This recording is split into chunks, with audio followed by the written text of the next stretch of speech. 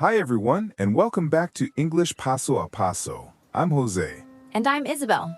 Thanks for joining us today. Whether you're commuting, cleaning your house, or taking a walk, we're happy to be with you as you improve your English. In this episode, we're going to explore a topic that many of you have asked about: how to learn English faster and more effectively. Not just studying more, but studying in a smarter way. That's right. We know learning a new language takes time, patience, and dedication, but the way you study can make a big difference. So today, we're going to give you powerful tips that can help you learn more quickly. These aren't quick tricks. These are strategies that really work when you use them regularly. Exactly. We'll talk about things you can do every day, how to avoid common mistakes, ways to practice in a smarter way, and even how to stay motivated.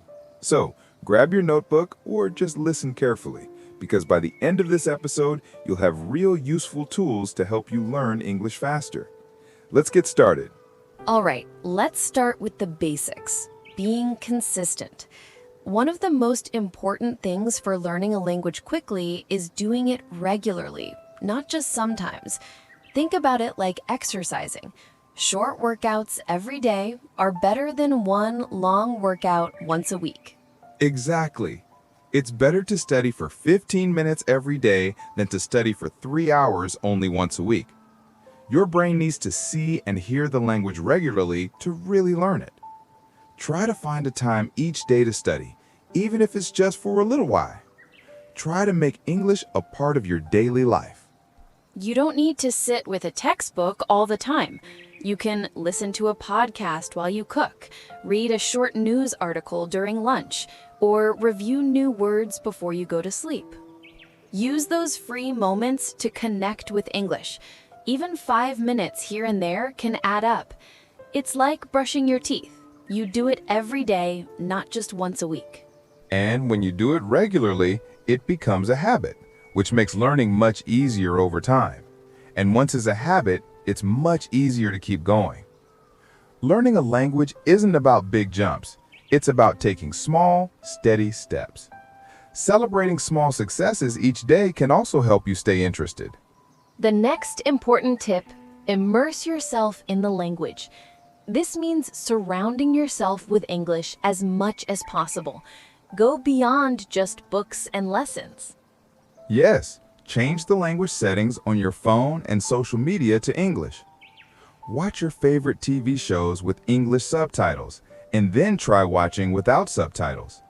Listen to English music and try to understand the words. Create an environment where English is all around you. Try putting small labels on things in your house in English, like mirror, door, table. It might seem simple, but every time you see that word, your brain makes a connection. Also, talk to yourself in English. Describe what you are doing.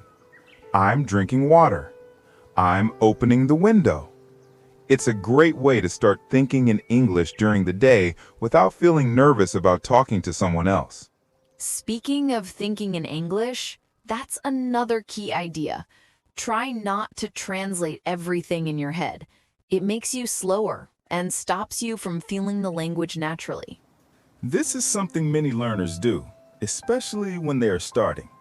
But over time, you should try to form your thoughts directly in English. Start with simple sentences and slowly make them more complex. Instead of thinking in your own language and then changing to English, just try to think in English from the beginning. It might feel strange at first, but it makes a big difference. The more you do it, the faster and more natural it will become. Your brain will start to connect ideas directly to English words without needing to go through another language. Now, let's talk about vocabulary. Many learners try to memorize long lists of single words, but this is not always the best way. That's right. Instead of learning individual words, learn whole phrases or groups of words that often go together. For example, instead of just book, learn I'm reading a book, or this book is interesting. Phrases give you context, which helps your brain remember better. They also teach you how words are used in real conversations and which words usually go together. Also, focus on the words that are used most often. Did you know that just 1,000 words make up about 80% of everyday English? Learning these common words first will give you a strong base for understanding and speaking. And many apps and websites have lists of the most frequent English words. Use these lists as your starting point. And don't forget to review regularly. Use flashcards, paper or digital, or special programs that help you remember words over time. Reviewing at the right times helps you keep the new words in your memory. Okay, so now you know some words. But how do you practice speaking? Many learners don't have someone to talk to. That's a big challenge for many people. But here's what you can do.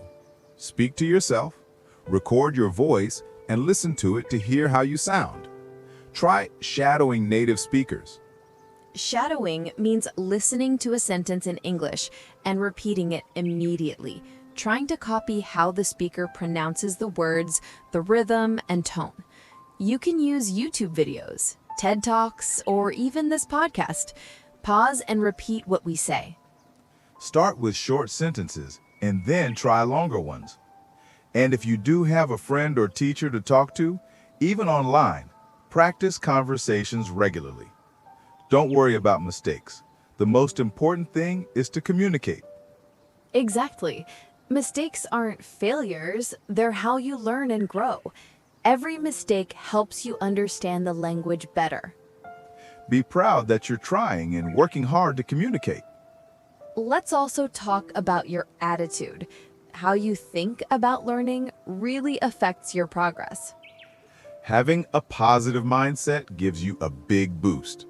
If you believe you're bad at languages or that English is too difficult, you'll feel discouraged and might give up.